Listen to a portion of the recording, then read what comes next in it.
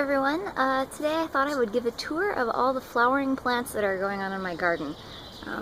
You might notice that there are a lot of spiderwebs and other undesirable conditions going on right now. It's because I had some stuff going on in my life a few months ago, some medical stuff, and as a result I didn't water my plants and I didn't really take care of them, and it was right in pest season, so I've got some sort of active problems I'm trying to quell. But despite that, I seem to have a whole lot of really nice flowers coming out of a lot of my different succulents, so I thought I would walk around and talk about them. So these guys right in the front are Echeveria harmsii or harmsii, and they make these beautiful, beautiful red-orange flowers. I just love the look of them. They seem like they flower, gosh, all summer long for me, and for whatever reason, all the pests that are around here really don't like them very much, which is awesome. And as a result, all the flowers just look nice most of the time and don't have a bunch of bugs on them. If we come around here, we see a plant that I've forgotten the name of. It's a sedeveria, I believe, and you can see it makes these nice little flowers here that come off. See if I can get them to come into focus here. They're really nice. A lot of the pests here like these guys, so sometimes I have to just sometimes come out and then a whole little bunch of flowers has covered with bugs and I have to just snip it off and throw it away, which is pretty sad. And you guys see these guys get pretty leggy. I'll probably need to trim these because they're, I don't know, escaping from their window box. Next we have Euphorbia milii or milii. I'm not actually sure how to say that. It's a crown of thorns plant, one of many different kinds that you'll see. And I have this red one and this yellow one over here. And one of the things that's interesting about these is I must be in the best climate ever for them, because they have literally not stopped flowering since I purchased them about two and a half years ago. They just always have flowers, and you can see that as the flowers grow out, you can see on these right here, as the flowers grow out, they'll come into focus, they sort of grow out of the center of the preceding batch of flowers. And so eventually the lower down flowers closer to the base will dry up and sort of fall off, and then just the new ones will be there. And you can see, like right down here, I have some of the dried out flowers. So this is just constantly shedding flowers and growing flowers, and it's really nice. It's been colorful all through the winter, for multiple winters, and it's a really good plant for this spot, I guess. Another one that I have right here is Sedum rubrotinctum, which is often called pork and beans. Usually they're a little bit redder than this, and usually each little cluster is actually much longer than these. These ones are short, and often I see them in other people's gardens going down to here. They got this short when I had that multi-month period where I wasn't watering them. And so since then, since I've started watering them with a regular regimen, they've been growing, and I'm sure they will continue to. But you can see on a couple of these, we actually have flowers. And so there's this guy right down here. It's kind of unusual, I think, because it sort of opens up almost like a little umbrella. You can see it's sort of flat on the top there.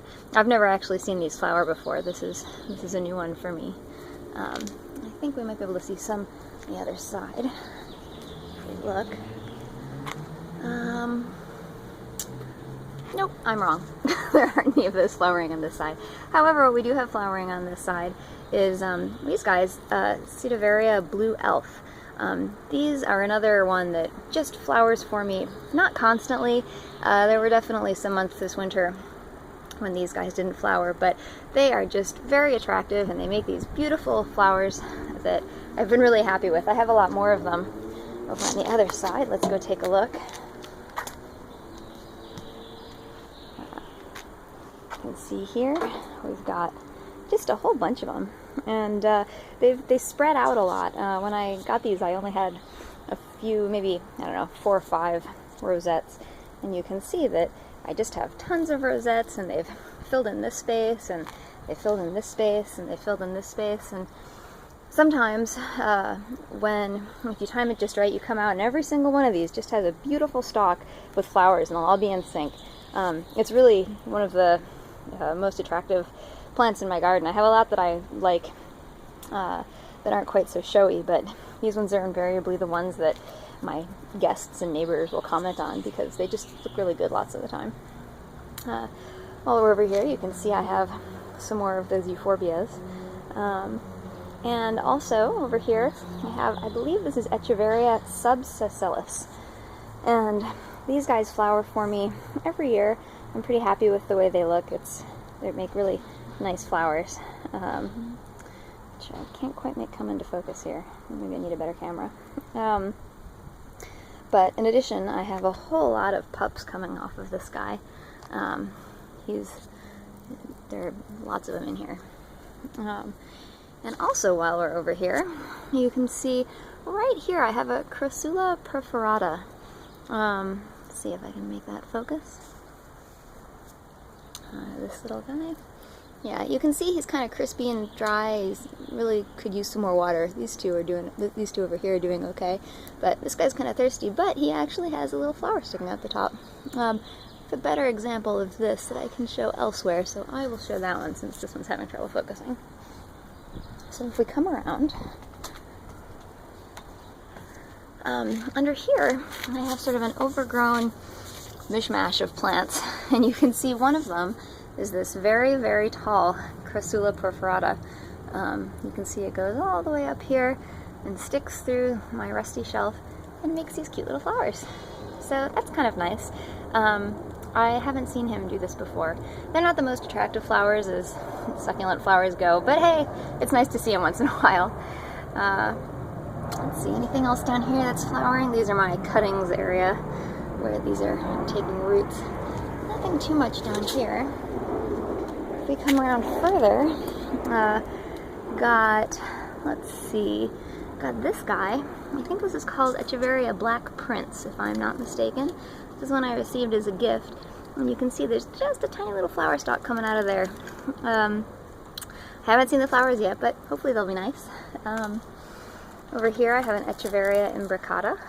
I have a larger one of those over there, which I'll show in a moment.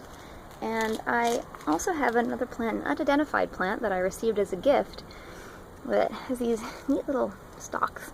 And coming right out of the top, I've got a couple little flowers. But since I don't know what this is, it's hard to say too much else about it. It's neat looking though, I really like it. Let's see, what else do we have here?